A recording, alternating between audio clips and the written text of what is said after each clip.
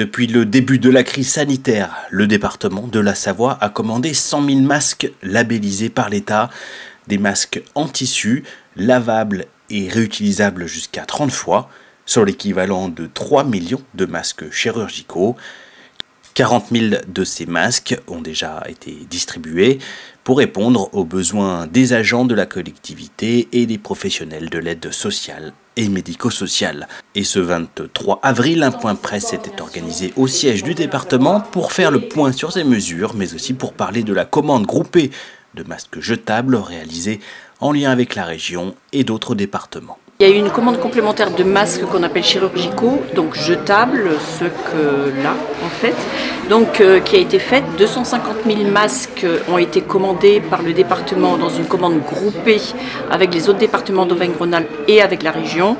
50 000 masques sont déjà arrivés en Savoie et ont été distribués prioritairement aux services d'aide à domicile et aux EHPAD de Savoie en attendant le reste. La diffusion des masques doit se poursuivre dans les semaines à venir pour les agents du département les plus exposés, notamment les assistants familiaux pour les structures de protection de l'enfance, les établissements pour personnes handicapées, mais aussi pour les enfants confiés au département et de manière plus générale pour les EHPAD où la situation sanitaire est sous grande surveillance, comme le précisait Pascal Leflemme, vice-président de l'association des directeurs d'établissements pour personnes âgées de la Savoie.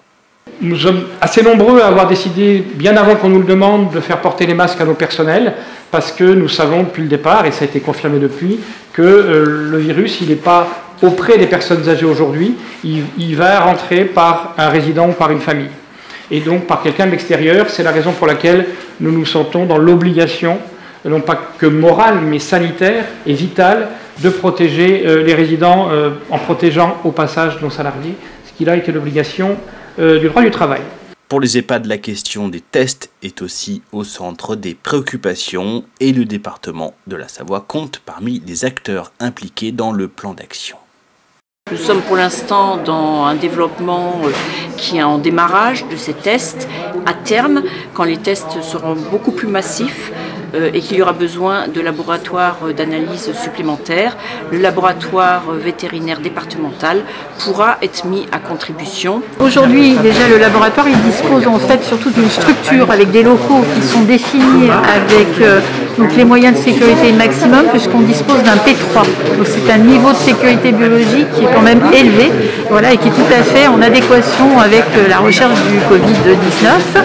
Et puis d'autre part, le laboratoire dispose aussi d'une accréditation, donc ça veut dire qu'il est reconnu par des organismes accréditeurs, notamment le COFRAC, le Comité français d'accréditation. Le département attend désormais la réquisition de son laboratoire, une demande qui doit émaner du préfet de la Savoie pour une action qui sera menée sous la tutelle du centre hospitalier de Chambéry.